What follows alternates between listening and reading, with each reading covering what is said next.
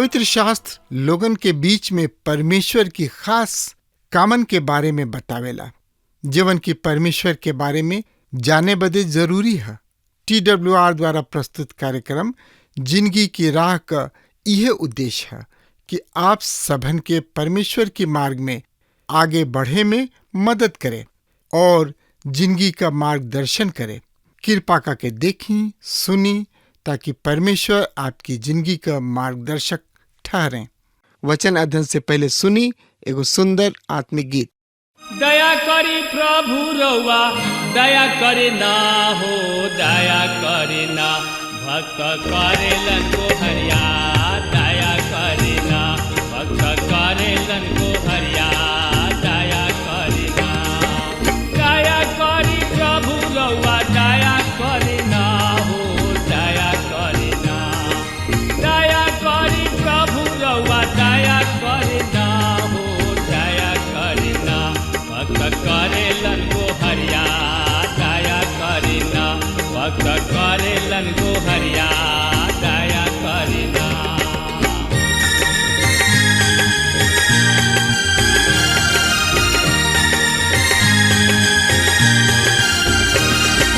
दया करी कृष्ण रउआ दया करे ना हो, दया करे ना। दया करी कृष्ण रउआ दया करे ना हो, दया करे ना। पापी करेलन बिनतिया, दया करे ना। पापी करेलन बिनतिया, दया करे ना।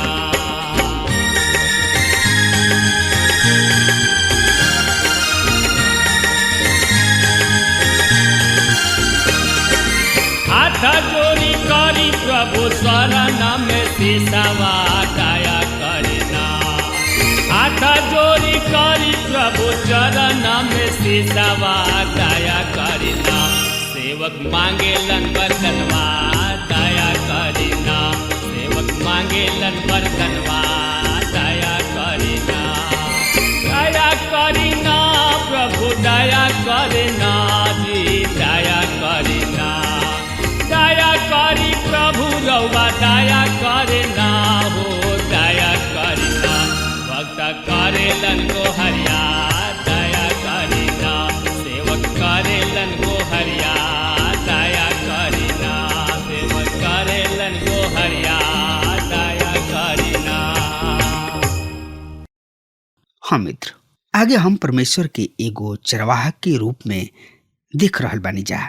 तो चरवाहा के बारे में जानकारी खातिर रुआ हमरा संगे आपन पवित्र शास्त्र बाइबल निकाल लिही हाँ। तो उनमें देखी यहेजकेल नबी की किताब 34 अध्याय के 12 पद के हम रुआ सामने पढ़े जा रहा बानी। सुनी ध्यान से। जैसे चरवाहा अपना भेड़ बकरी में से भुलाइल के फिर से अपना झुंड में बटोरे ले, ओसे ही हम भी अपना भेड़ बकरी सबके बटोरब। हम ओहनी के सब स्थान से निकाल ले आई जहवा जहवा ऊ बदरी और घोर अंधकार के दिन तितर बितर हो गइल बिया। मित्र, एगो बढ़िया चरवाहा 2000 साल पहले अइले और कहले उनकर भेड़ सब उनकर शब्द के पहचाने लिसा, इनका आवाज के सुने लिसा। कारवा जानतानी उनका आवाज के काहे सुनेली सा? एकर 2 कारण बा। ऊ ओहनी के बोलावेलन और उनकर भेड़ उनका के जानेली सा। ई कतना सुगर बात बिया। तो एकरा बारे में और ज्यादा से ज्यादा जानकारी खातिर वह हमरा संगे अपन पवित्र शास्त्र बाइबल में देखी यहेजकेल की किताब 34 अध्याय के 13 पद एह तरी से बता रहल बा। और हम ओहनी के देश देश के लोगन में से निकालब और देश देश से इकट्ठा करब और ओहनी लोग के निज भूमि में ले आइब और इसराइल के पहाड़ पर और नाला सब में और ओह देश के सब बसल गोइल स्थान में चराइब। मित्र, यहाँ पर चरवाहा इसराइल राष्ट्र के विषय में बातचीत कर रहल बने। ऊ ओहनी लोग के खातिर भविष्य में का करे जा रहल बने। ओहनी लोग अपना पाप के कारण गुलामी यानी कि बंधुआई में बाड़े लोग और झूठ भविष्यवक्ता सबके बात के मान रहल बाने लोग और सुनताने लोग। लेकिन ऊ कहताने हम ओहनी लोग के छोड़ले नहीं खी, ओहनी लोग के फिर वापस ले आई।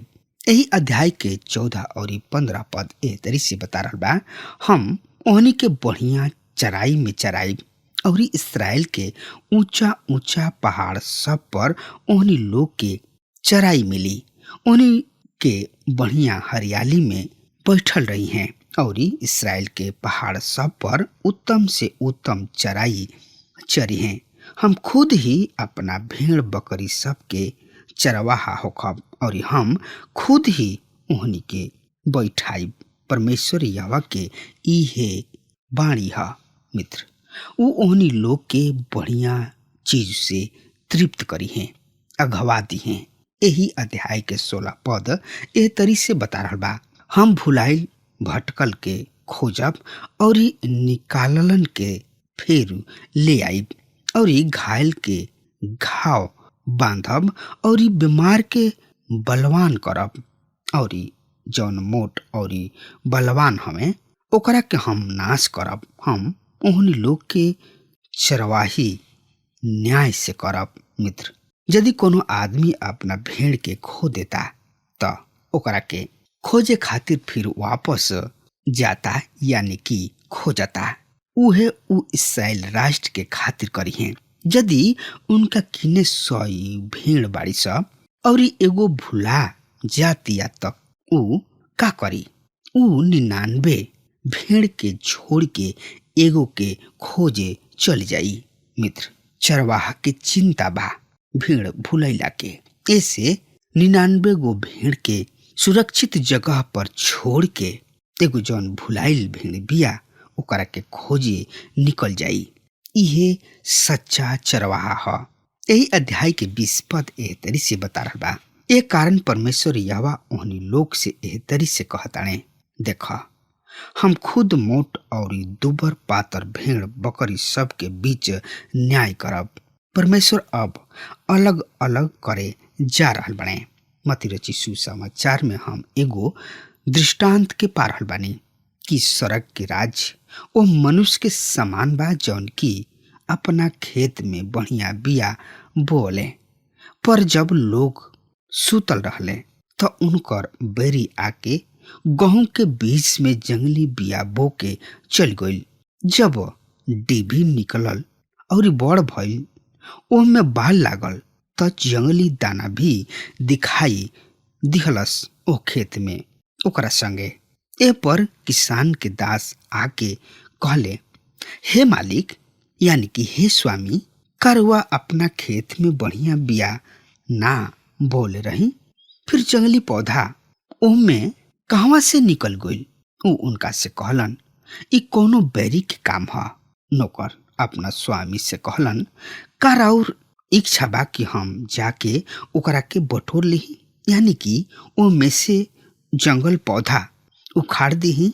स्वामी कहले नौकर से, ना, जंगली पौधा और बढ़िया पौधा के एक साथ बढ़े दा, काटे तक दोनों के एक साथे बढ़े दा, और कटिया के समय काटे वालन से कहब, पहले जंगली पौधा के जामा यानी कि ओ में से निकाल के जरावे खातिर बोझा बांध द और गेहूं के खाता में हमरा जमा कर द। मित्र, जंगली पौधा अलग कल जाई और गेहूं अलग कल जाई। मित्र, यहाँ पर खुशी के बात ई बाकी अलग कईल हमार काम ना ह, इ तो परमेश्वर के काम ह। जब हमरा किने केहू आके कहेला कि तू ओह भाई के बारे में का सोच रहल बड़ा, तो हम कहिना ई हमार काम ना ह। जेकर ऊ ओकरा के बढ़िया तरी जान ताने। एहेजकल के किताब 34 अध्याय के 21 से 24 पद एह तरी से बता रहल बा, हम पढ़े जा रहल बानी, तू जौन की सब बीमार के पांजर यहाँ कांधा से यहाँ तक ढकेले ले और सिंह से यहाँ तक मारे ले कि ऊ तितर बितर हो जाले। ये कारण हम अपना भेड़ बकरी के छोड़ाई और ओहनी के फिर ना लुटी हिंसा और हम भेड़ भेड़ के और बकरी बकरी के बीच न्याय करब और हम ओहनी पर ऐसन एगो चरवाहा ठहराइब कि उ ओहनी के चरवाही करी हैं। उ हमार दास दाऊद हुई हैं।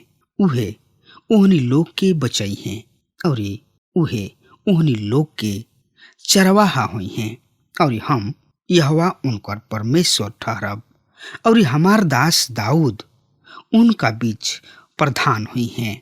हमरा से यहोवा परमेश्वर ही कहले बाणे।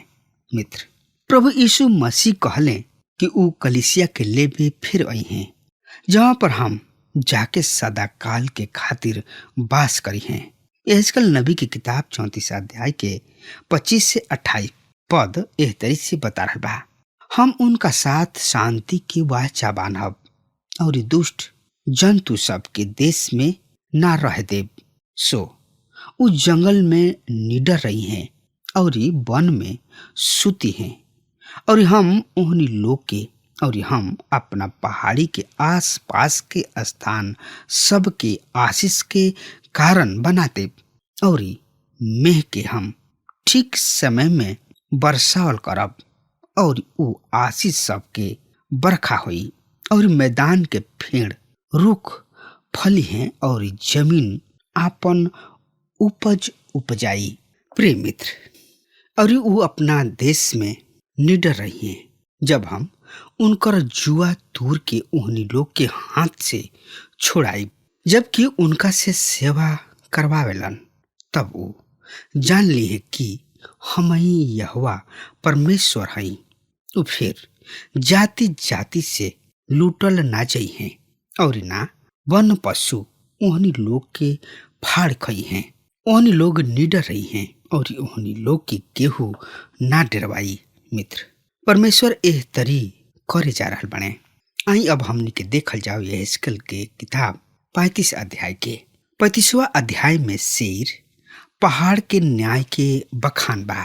तो एकरा बारे में जाने बूझे समझे खातिर वह हमरा संगे आपन पवित्र शास्त्र बाइबल निकाल लेनी हाँ। तो उनमें देखी यहेजकेल नबी की किताब 35 अध्याय के 1 से 5 पद के हमरो सामने पढ़े जा रहल बानी। सुनी ध्यान से।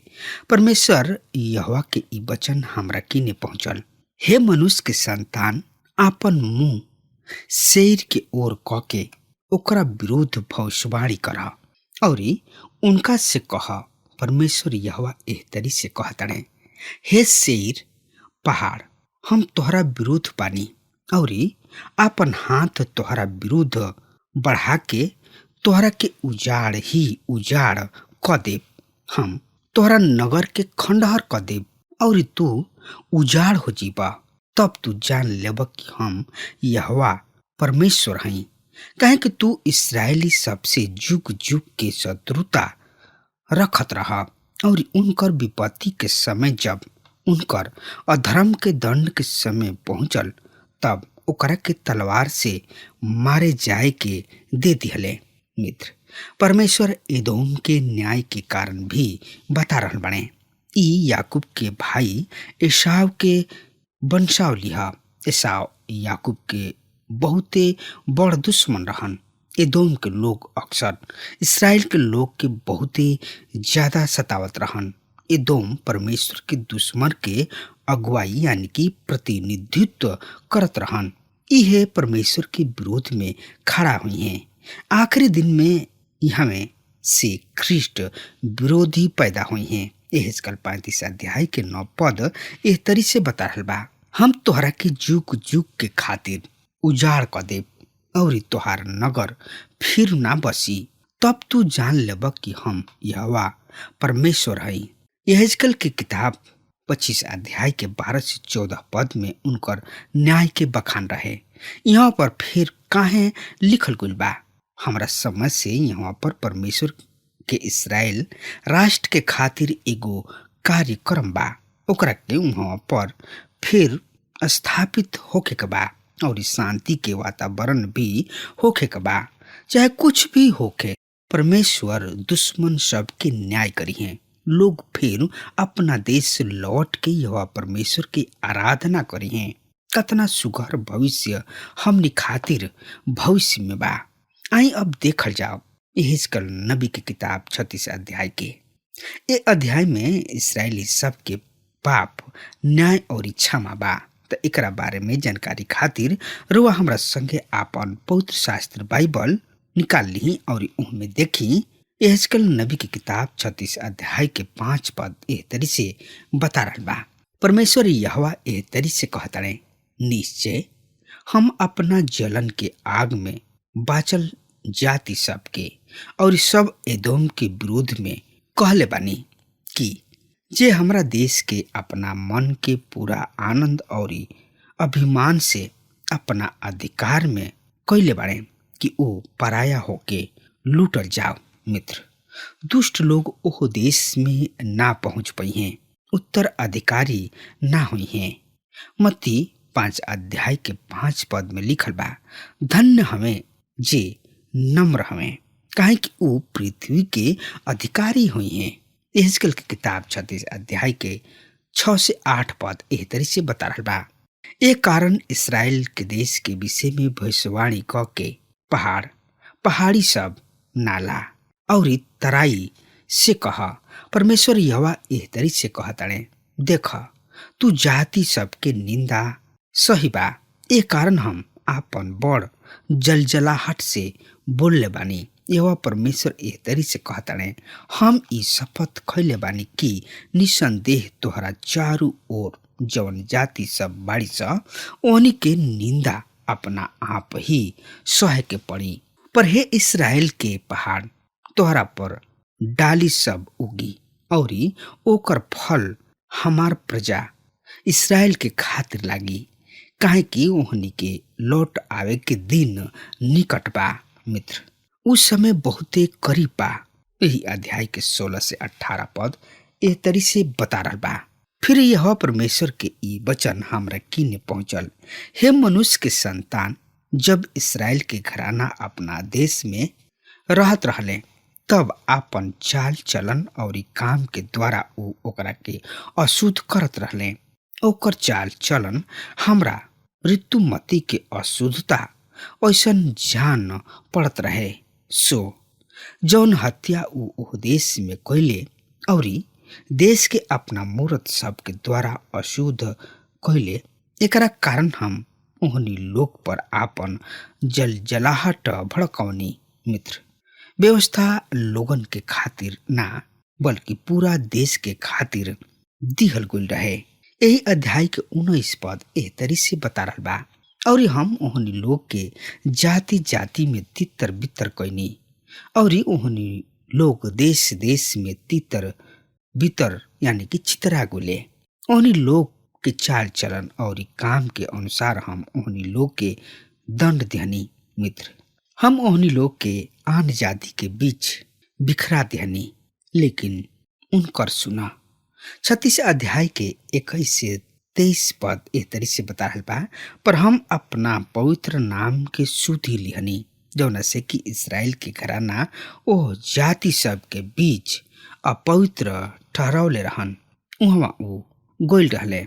ए कारण तू इस्राएल के घराना से कह, परमेश्वर यहोवा एह तरी से कहताड़े, हे इस्राएल के घराना, हम एकरा के तोहरा निमित्त ना वरन अपना पवित्र नाम के निमित्त करब, जौना के तू ओ जाति में अपवित्र ठहरावनी जहाँ तोहनी लोग गोइल रहा, और हम अपना बड़ नाम के पवित्र ठहरावल जाइब, जौन की जाति सब में अपवित्र ठहरावल गइल बा, जौना के तू उनका बीच अपवित्र कैला। और जब हम उनका नजर में तोरा बीच पवित्र ठहरब, तब उ जाति जान ली है कि हम ही यहोवा परमेश्वर हैं। यहोवा परमेश्वर के इहे कथन है। मित्र, परमेश्वर अभी भी न्याय के खातिर कुछ कर सकत रहन।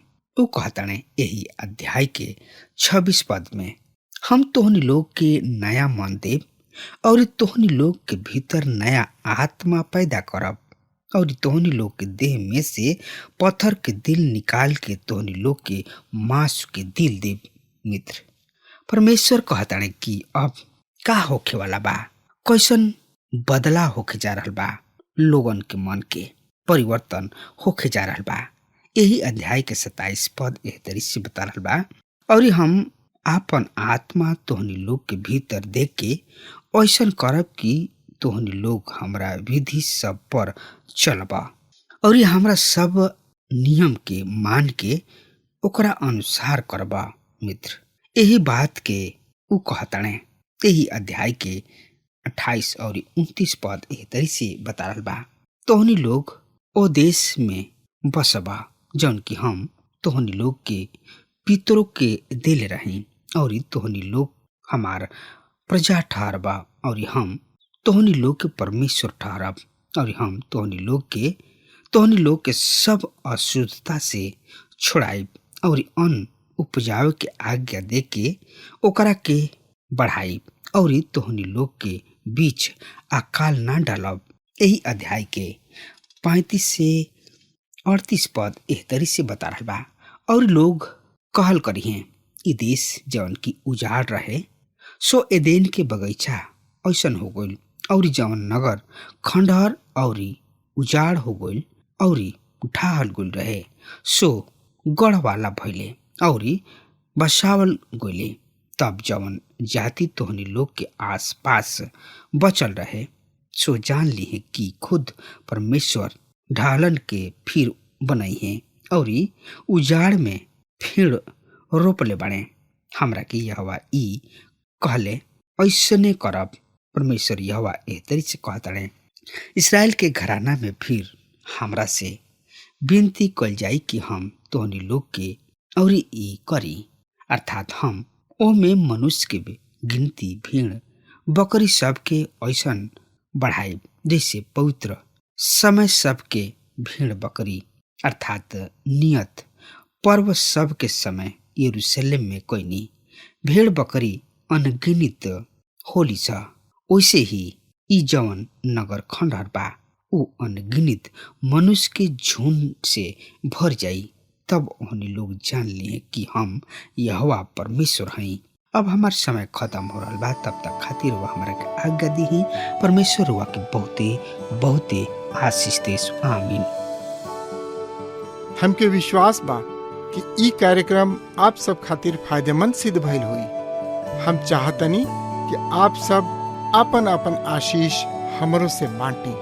अगर आप सबके लगे बाइबल से चाहे आपकी निजी जिंदगी से कोनो सवाल होके चाहे कोनो समस्या खातिर प्रार्थना करावे चाहतनी तो हमारी फोन नंबर पर जरूर संपर्क करें। परमेश्वर आप सबके बहुत आशीष प्रदान करें और आज का दिन आप खातिर सुखद बनावे।